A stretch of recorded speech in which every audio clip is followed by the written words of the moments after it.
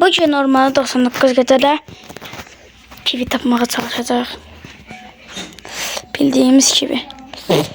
Oyuna yeni gelen ilk karakter var, yani kivi. Ve onu evcilleştirəcək. Bilirsiniz ki, oyuna belə çubuq gəlibdi. Bunları düt elə bilirik. Allah. Ve ben de dedim belki kivini taparım.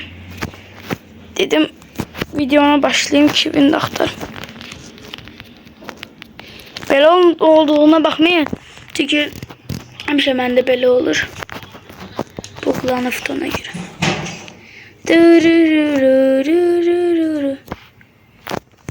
Bunlar götürək. Məndə hırsız klas olduğu üçün 7 dənə yer göstərir. Bunu vermə. Bunu qoy bura.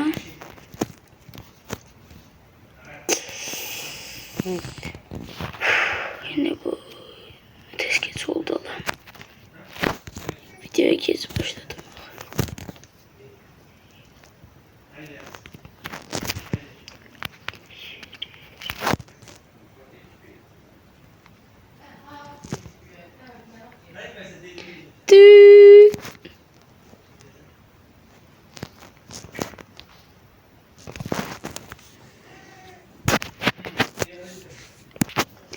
Ve kivi tapmaq çox asan değil.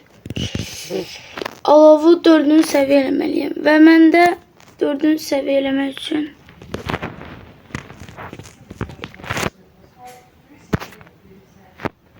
heç də mən də 4-cü səviyyə eləyəməyəcəm, bilirəm ki.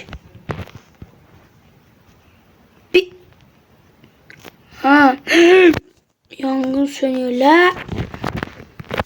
İndi bu dostlar, burada siz hələlik sızlandırılmış şəkildə izləyəcəksiniz.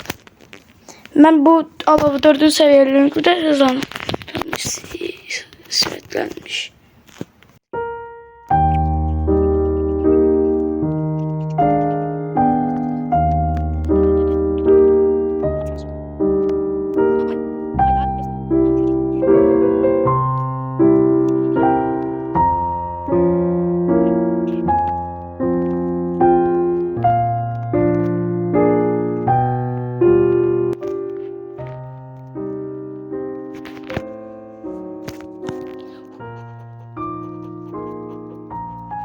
Teknolojiya.